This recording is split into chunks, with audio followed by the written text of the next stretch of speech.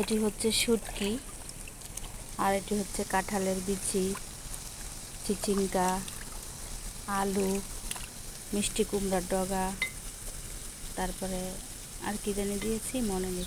তো এগুলো দিয়ে আমি এখন একটি শুটকির রেসিপি বানাবো। অনেক দিন পরে ভিডিও তৈরি করছি। শুটকি দিয়ে আসলে অনেক রকমের আইটেম বানানো যায়,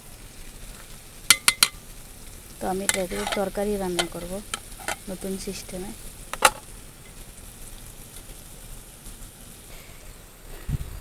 প্রিয় আপুরা, আসসালামু আলাইকুম। তোমরা কেমন আছো? আশা করছি সবাই ভালো আছো। অনেক দিন পরে চলে আসলাম ভিডিওতে। আসলে এই কয়দিন ভিডিও বানানো হয়নি তেমন,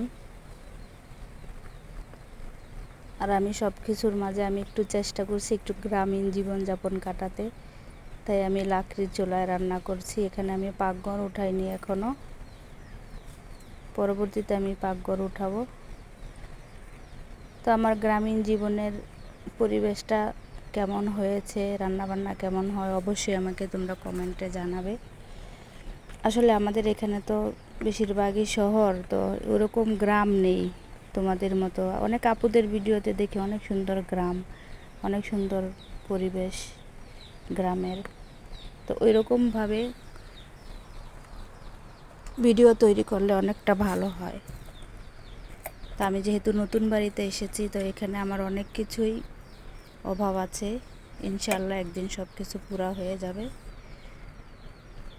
গ্যাসও আছে, সিলিন্ডার গ্যাস, তবে আমি লাকড়ির চুলাতে রান্না করছি। সকাল সকাল একটু পরে অনেক রোদ উঠে যাবে, রোদে রান্না করা যাবে না।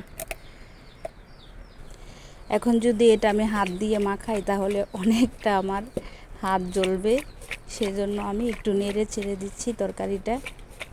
তারপরে একটু পরিমাণ মতো পানি দিয়ে দেব। তরকারিটা একদম শুকনা শুকনা হবে।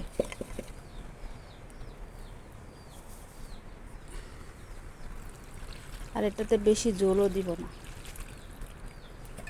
চুলায় বসিয়ে দিচ্ছি।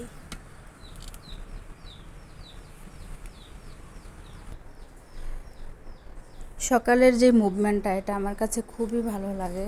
আসলে সকালবেলা ফজরের পরে ভোরের আলো, পাখির ডাক, কিচিরমিচির সব কিছু অনেক ভালো লাগে। সব মিলিয়ে সকালবেলার পরিবেশটা অসাধারণ। যারা গ্রামে থাকে তাদের কাছে আরও ভালো লাগে।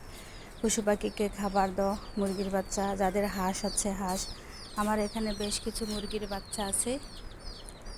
মুরগির বাচ্চাগুলো আমি কিছুদিন হয় নিয়েছি। ভিডিওটি ভালো লাগলে লাইক কমেন্ট শেয়ার করে দিবে। এক জোড়া কবুতর থেকে এখন মাশাআল্লাহ আলহামদুলিল্লাহ এখন আমার অনেকগুলো কবুতর হয়েছে, 3 জোড়া। এক জোড়া কবুতর অলরেডি অনেকটা নষ্ট হয়ে গিয়েছিল, চলে গিয়েছে, একটা খেয়ে ফেলেছি। এখন আমার এই কবুতরগুলো দেখেন খুবই সুন্দর মাশাআল্লাহ। এগুলা কি কবুতর, কারো জানা থাকলে কমেন্টে জানাবেন এই কবুতরটার নাম কি। ভিডিওটি আমি এখানে রাখছি। আল্লাহ হাফেজ।